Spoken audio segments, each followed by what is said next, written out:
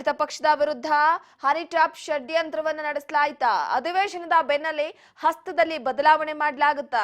ಸದ್ಯದ ಮಟ್ಟಿಗೆ ಈ ಹನಿ ಟ್ರ್ಯಾಪ್ ಇಂದಿನ ಕಹಾನಿ ಶುರುವಾಗಿ ಮಾಡಿರುವಂತಹ ಹಿನ್ನೆಲೆಯಲ್ಲಿ ಗೇಮ್ ಚೇಂಜ್ಗೆ ಮಾಸ್ಟರ್ ಪ್ಲಾನ್ ಅನ್ನು ರೂಪಿಸಲಾಗ್ತಾ ಇದೆ. ಎಲ್ಲ ಅಂದುಕೊಂಡಂತೆ ಆದ್ರೆ ಮುಂದಿನ ತಿಂಗಳವೇ ಸರ್ಜರಿ ಮಾಡಲಾಗುತ್ತೆ. ಅಂದ್ರೆ ಏಪ್ರಿಲ್ ಮೊದಲ ವಾರದಲ್ಲಿ ಫ್ಲೈಟ್ ಹತ್ತಲಿದ್ದಾರೆ ಸಿಎಂ ಹಾಗೆ ಡಿಸಿಎಂ. ಬದಲಾವಣೆಯ ಪಟ್ಟಿ ಒಟ್ಟಿಗೆ ದಿಲ್ಲಿಗೆ ಹಾರಲಿದ್ದಾರೆ ಸಿದ್ದರಾಮಯ್ಯನವರು.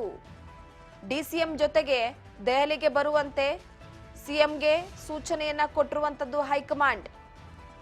ಸೊ ಹೈಕಮಾಂಡ್ ನ ಲೆಕ್ಕಾಚಾರ ಕೂಡ ಕೆಲವೊಂದಿಷ್ಟು ಇರುತ್ತೆ. ಯಾಕೆ ಮಾಡ್ಲಾಗ್ತಿದೆ ಈ ಹೊತ್ತಲ್ಲಿ, ಏನಿರಬಹುದು, ಯಾಕಾಗಿ ಸಿಎಂ ಆಗಿ ಡಿಸಿಎಂ ಅವರನ್ನ ದೆಹಲಿಗೆ ಕರೆಸ್ಕೊಳ್ತಿದ್ದಾರೆ, ಯಾವ ವಿಚಾರದಲ್ಲಿ ಯಾರನ್ನ ಬದಲಾವಣೆ ಮಾಡಲಾಗುತ್ತೆ? ಮೊದಲೇ ಸಂಪುಟ ಸರ್ಜರಿಯ ವಿಚಾರಕ್ಕೆ ಸಂಬಂಧಪಟ್ಟಂತೆ ಸಾಕಷ್ಟು ಕುತೂಹಲ ಕೆರಳಿಸಿತ್ತು.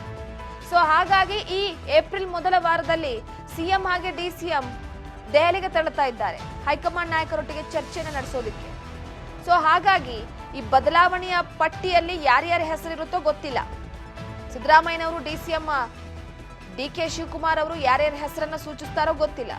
ಆದ್ರೆ ಡಿಸಿಎಂ ಹಾಗೆ ಸಿಎಂ ಇಬ್ರು ಕೂಡ ದೆಹಲಿಗೆ ತೆರಳುತ್ತಾ ಇದ್ದಾರೆ. ಅಲ್ಲಿ ಕೆಲವೊಂದಿಷ್ಟು ಮಾತುಕತೆ ನಡೆಯುತ್ತೆ ಬದಲಾವಣೆಯ ವಿಚಾರಕ್ಕೆ ಸಂಬಂಧಪಟ್ಟಂತೆ.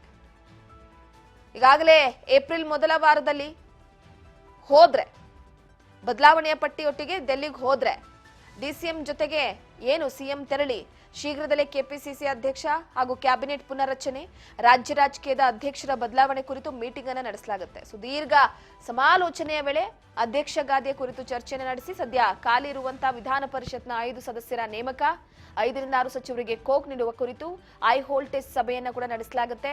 ಅಧ್ಯಕ್ಷರ ಬದಲಾವಣೆ ಆಗಬೇಕು ಅಂತ ಪಟ್ಟನೆ ಹಿಡಿದಿರುವಂತಹ ಸಿಎಂ ಬಣ ಈಗಾಗಲೇ ಅಧ್ಯಕ್ಷ ಸ್ಥಾನ ಬಿಡುವ ಬಗ್ಗೆ ಡಿಸಿಎಂ ಡಿಕೆ ಶಿವಕುಮಾರ್ ಅವರಿಗೆ ಸುಳಿವನ್ನ ಕೊಡಲಾಗಿದೆ. ಈ ಹಿನ್ನೆಲೆಯಲ್ಲಿ ಮುಂದಿನ ಬೆಳವಣಿಗೆಗಳ ಕುರಿತು ವರಿಷ್ಠರಿಂದ ಚರ್ಚೆಯನ್ನ ನಡೆಸಲಾಗುತ್ತೆ. ಯಾಕಂದ್ರೆ ಈಗ ಕೆಪಿಸಿಸಿ ಅಧ್ಯಕ್ಷ ಸ್ಥಾನದ ವಿಚಾರಕ್ಕೆ ಸಂಬಂಧಪಟ್ಟಂತೆ ಸಾರಥಿ ಸಾಲ್ನಲ್ಲಿ ಈಗ ಟವಲ್ ಹಾಕೊಂಡು ನಿಂತು ಬಿಟ್ಟಿದ್ದಾರೆ.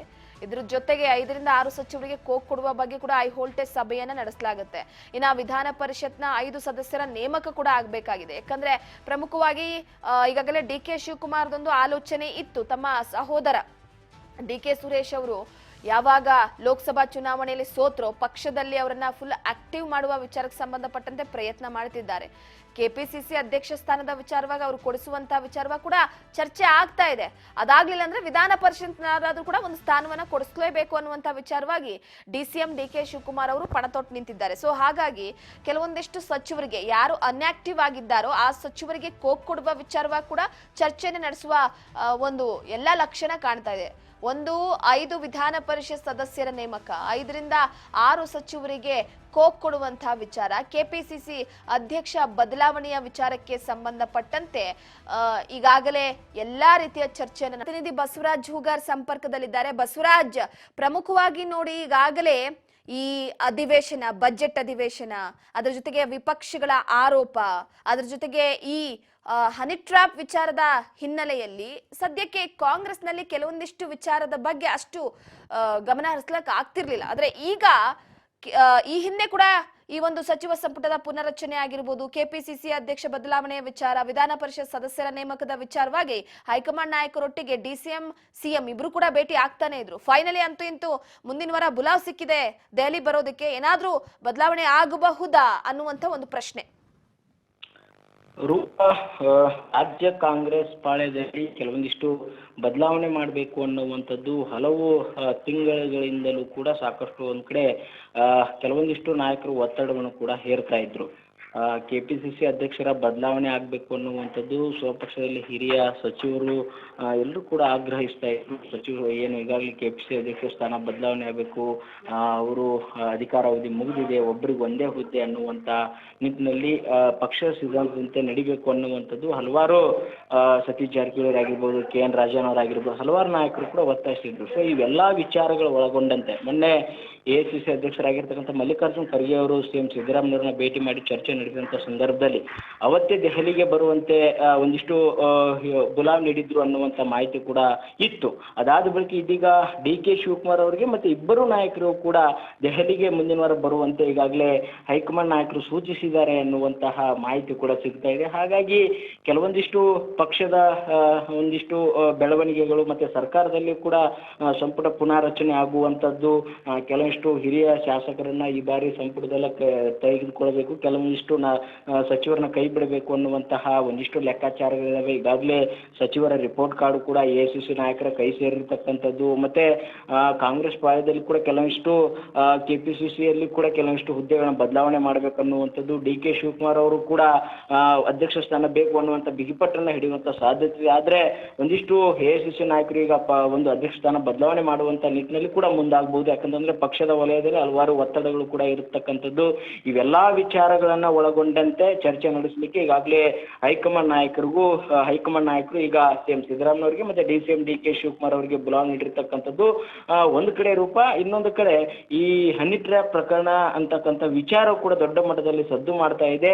ಈ ವಿಚಾರವು ಕೂಡ ಹೈಕಮಾಂಡ್ ನಾಯಕರು ರಾಜ್ಯದ ಇಬ್ಬರು ನಾಯಕರ ಜೊತೆ ಕೂಡ ಬಹಳಷ್ಟು ಗಂಭೀರವಾಗಿ ಚರ್ಚೆ ನಡೆಸುವಂತ ಎಲ್ಲ ಸಾಧ್ಯತೆ ಕೂಡ ಇದೆ ರೂಪ. ಇದ್ರ ಜೊತೆಗೆ ನೋಡಿ, ಪ್ರಮುಖವಾಗಿ DK ಶಿವಕುಮಾರ್ ಅವರಿಗೆ ಮತ್ತೊಂದು ತಲೆಯಲ್ಲಿರುವಂತದ್ದು ತಮ್ಮ ಸಹೋದರನನ್ನ ಮತ್ತೆ ಪಕ್ಷದಲ್ಲಿ ಆಕ್ಟಿವ್ ಮಾಡಬೇಕು ಅಂತ. ಒಂದು KPCC ಅಧ್ಯಕ್ಷ ಸ್ಥಾನ, ಇಲ್ಲಾಂದ್ರೆ ವಿಧಾನ ಪರಿಷತ್ ವಿಚಾರಕ್ಕೆ ಸಂಬಂಧಪಟ್ಟಂತೆ ಕೂಡ ಗಮನ ಹರಿಸಿದ್ದಾರೆ. ಸೊ ಎಲ್ಲೋ ಒಂದು ಕಡೆ ಈ ಬಾರಿ ತಮ್ಮನಿಗೆ ಈ ಒಂದರ ಸ್ಥಾನ ಕೊಡಿಸುವಲ್ಲೂ ಕೂಡ ಯಶಸ್ವಿ ಆಗಬಹುದಾ ಅಂತ?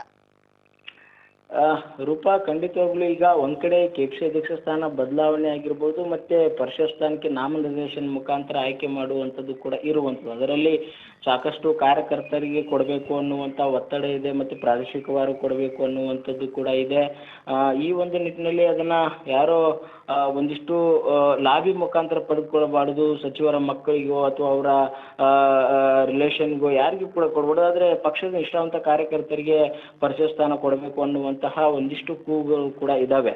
ಈ ನಡುವೆ ನೀವು ಹೇಳಿದಂತೆ DK ಶಿವಕುಮಾರ್ ಅವರು ಕೂಡ ಅಧ್ಯಕ್ಷ ಸ್ಥಾನವನ್ನ KPCC ಅಧ್ಯಕ್ಷ ಸ್ಥಾನವನ್ನ ಸಹೋದರ DK ಸುರೇಶ್ ಅವರಿಗೆ ಕೊಡಿಸಬೇಕು ಅನ್ನುವಂಥ ಶತಾಯಗತಾಯ ಪ್ರಯತ್ನ ಕೂಡ ಅವರಲ್ಲಿ ಇರ್ತಕ್ಕಂಥದ್ದು. ಈ ಬಗ್ಗೆ ಒಂದು ಬಾರಿ ಹೈಕಮಾಂಡ್ ನಾಯಕರ ಜೊತೆ ಚರ್ಚಿಸಿದರೆ, ನಾನು ಒಂದು ವೇಳೆ ಈ ಸ್ಥಾನ ಬಿಟ್ಟುಕೊಟ್ರೆ ಅದಕ್ಕೆ ನನಗೆ ಸಹೋದರ DK ಸುರೇಶ್ ಅವರು ಕೊಡಬೇಕು ಅನ್ನುವಂತಹ ಒಂದಿಷ್ಟು ಬೇಡಿಕೆಯನ್ನು ಕೂಡ ಮುಂದಿಟ್ಟಿದ್ದಾರೆ ಅನ್ನುವಂಥ ಮಾಹಿತಿ ಇದೆ. ಹಾಗಾಗಿ ಒಂದ್ ಕಡೆ ಅಧ್ಯಕ್ಷ ಸ್ಥಾನ ಆದ್ರೂ ಸಿಗಬೇಕು, ಇಲ್ಲ ಪರಿಷತ್ ಸ್ಥಾನದ ನಾಮನಿರ್ದೇಶನ ಮುಖಾಂತರ ಅವ್ರನ್ನ ಅಲ್ಲಿ ಆದ್ರೂ ಸ್ಥಾನ ಕೊಡಿಸ್ಬೇಕು.